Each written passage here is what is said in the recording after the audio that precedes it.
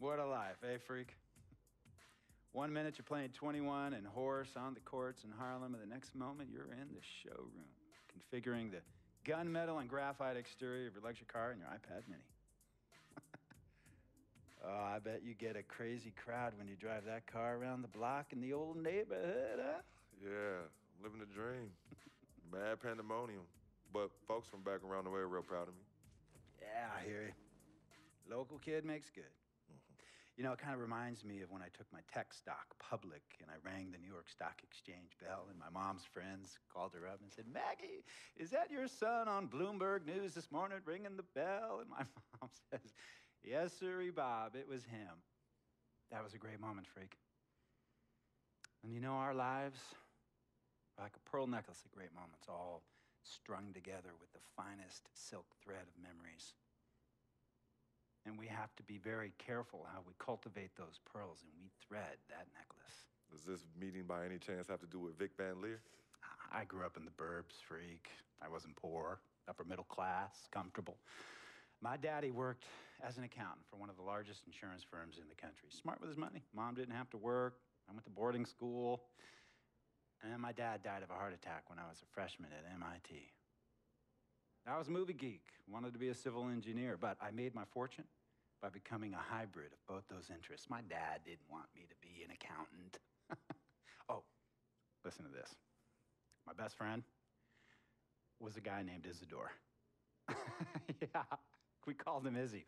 He was one of the smartest human beings I have ever met in my life. I mean, Izzy was taking second-year college calculus courses as a high school sophomore, right? Straight-A student, full ride to MIT. Izzy had the world at his fingertips. But he was always looking for trouble, and trouble found him.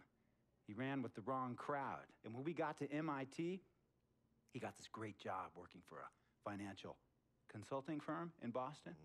But every weekend, he would fly to Vegas. You see, Izzy had a system for counting cards in Vegas that had the big casinos on the Strip. Oh, stymied. He would come back to MIT with suitcases filled with $200,000 in cold cash. What? Yeah. So your man Izzy was getting hit off like that? Like a fat rat in a cheddar cheese factory, freak. Okay, so what happened to this dude Izzy? Because he's dope. No, not dope. Dead. After he'd been missing for 3 weeks, the Nevada State Police never found hide nor hair of Isidore. And our friendship took a hit when he asked me to hang out with him in Vegas, and I said I wouldn't do it because I knew he was on a dark and twisted path in his life. And yes, he was my dude. But no way was I gonna throw my life away trying to show my loyalty to a guy who really and truly didn't understand what loyalty was all about. So this meeting is about Vic. Correctamente. Okay, well, sir, Vic isn't Izzy. And why's that, freak? Well, for one thing, you and your dead friend Izzy didn't grow up poor. Me and Vic grew up in a neighborhood where we had to look over our shoulder every 2 seconds to make sure nobody was going to walk up on us and rob us. True. Izzy and I did not grow up in the hood. But we, like you, thankfully grew up in a 2-parent household. But even that wasn't enough for Izzy. He wasn't satisfied. He was always looking for a 5-alarm fire when he already had the warmth and comfort of a loving family. This is not about class warfare, freak. This is about the consequences of making bad choices and risking it all when you feel like you have nothing to lose. Vic is like a brother to me, sir. But you shouldn't be Brother Vic's keeper, freak. Would a brother go looking for trouble and put your career and your livelihood at risk by getting into fights at nightclubs and seedy after-hour joints and then scream to the media, "Yeah, it's all good, I'm an FOF, friendo freak. It's all misunderstanding. Y'all be haters, don't hate my game." I don't think a brother would do that to someone they really cared about, but a guy who looked at you like a meal ticket would. No. See, you don't understand Vic. Really? I don't understand. No.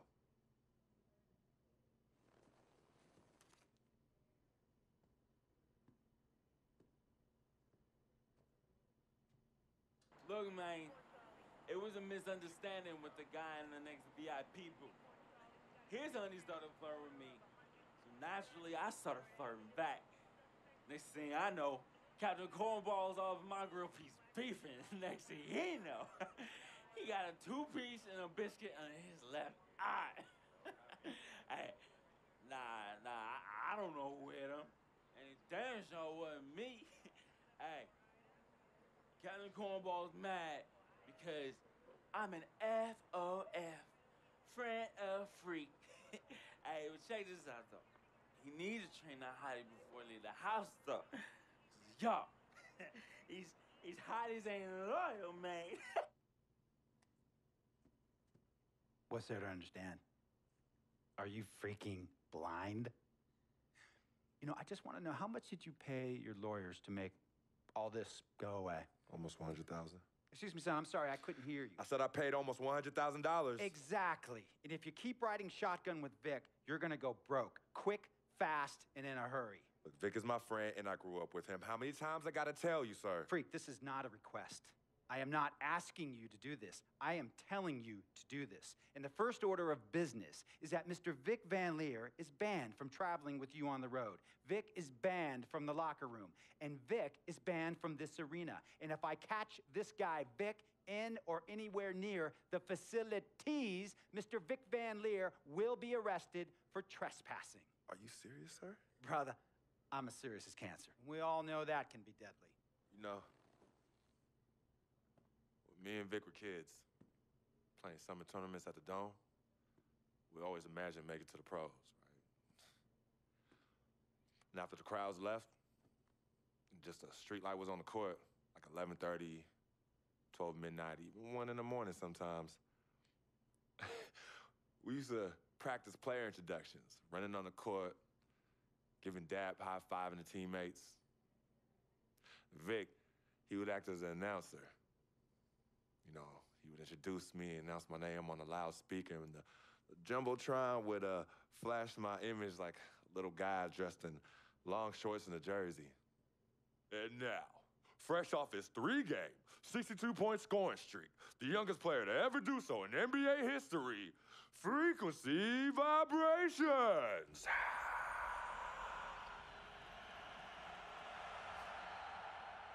So me and Vic would sit in those empty bleachers at the Dome and dream like nobody's business.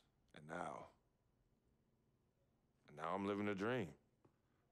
For real. And in so many ways, Vic was part of that. Please,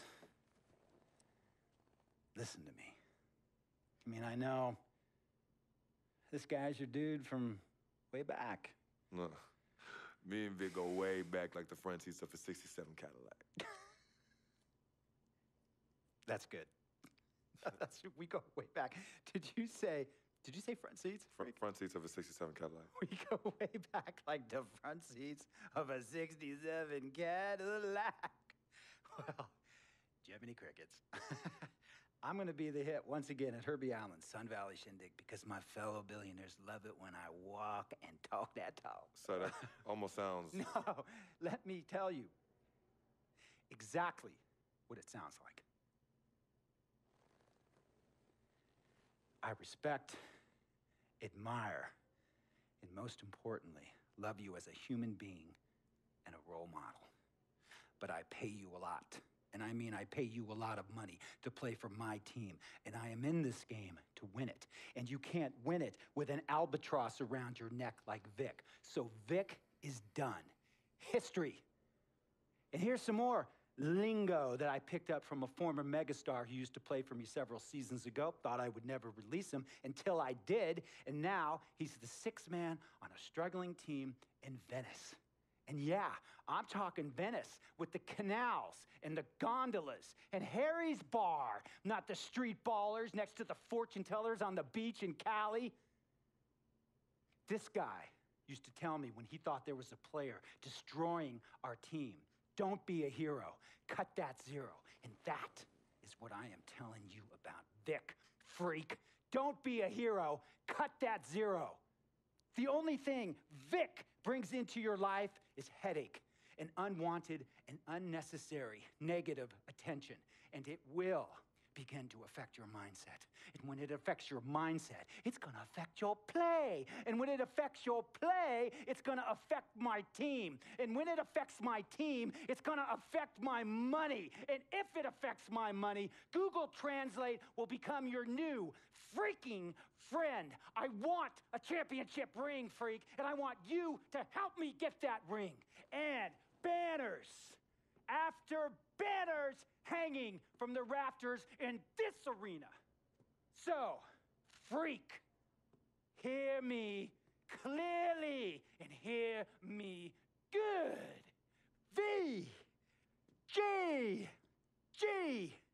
Vic, gotta go.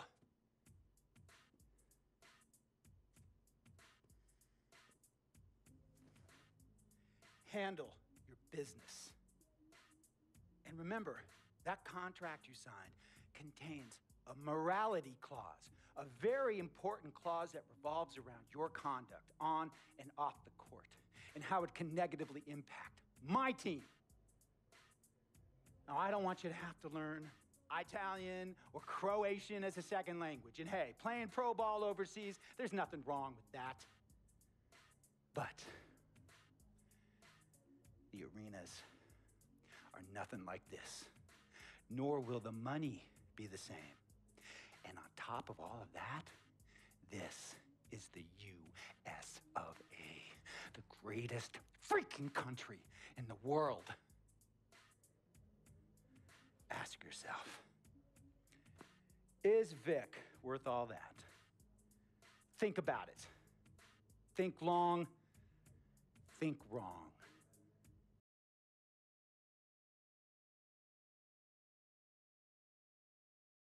Tell you about Vic. He has his bad rap. It's not, and I understand some of his judgments might shadow his actual character. He's not that at all. Man, Vic, let me tell you something. We actually, we have love for each other. We're brothers.